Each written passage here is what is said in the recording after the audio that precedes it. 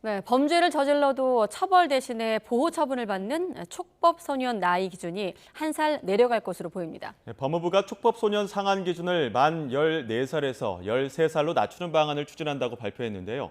취재기자 연결해 자세한 소식 알아보겠습니다. 한동호 기자. 네, 법무부입니다. 네, 법무부 대책이 현실화하면, 그러니까 법을 개정하면 이제 만 13세도 형사처벌 받게 되는 겁니까? 네, 그렇습니다. 법무부 대책대로 법이 개정된다는 전제 하에서인데요. 촉법소년은 형사처벌 대신 사회봉사나 소년원 송치 등 보호 처분을 받는 청소년입니다. 현재는 만 10살 이상 14살 미만인데요. 상한 기준인 14살을 13살로 내리면 만 10살 이상 13살 미만이 촉법소년이 되는 겁니다. 그렇게 되면 중학교 1학년에서 2학년 나이인 만 13살은 이제 형사처벌을 받게 됩니다. 법무부는 소년 범죄가 흉포화되고 있고 보호 처분을 받은 촉법소년 가운데 13살 비중이 70%에 달한다고 설명했습니다.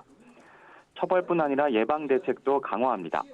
소년 범죄를 예방하고 재범을 막기 위해 소년원 생활실 정원을 4명 이하로 줄이고 수도권의 학과 교육이 중심이 된 소년 전담 교정 시설을 운영할 계획입니다. 또 소년 보호 관찰 전담 인력을 늘리고 소년원과 소년교도소의 교육, 교정을 강화해 소년범에게 과도한 보호 처분은 없애고 피해자 보호 제도를 마련하기로 했습니다. 한동훈 법무부 장관은 오랫동안 난제로 남아있던 소년 범죄 대응에 정책 역량을 집중해 대책을 마련했다며 법 개정 등 후속 조치를 신속하게 진행하겠다고 밝혔습니다.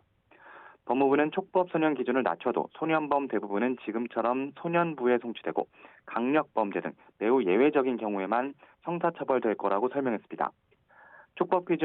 촉법소년 기준 하향을 두고 반대 목소리도 여전한데요. 국가인권위원회는 오늘 법무부 장관과 국회의장에게 법 개정안이 소년범죄 예방과 재범 방지를 위한 실효적 대안으로 바람직하지 않다는 의견을 낸다고 밝혔습니다. 법 개정에 앞서 소년범죄가 발생하는 원인의 복잡성과 다양성을 이해하고 아동 발달 특성도 고려해야 한다.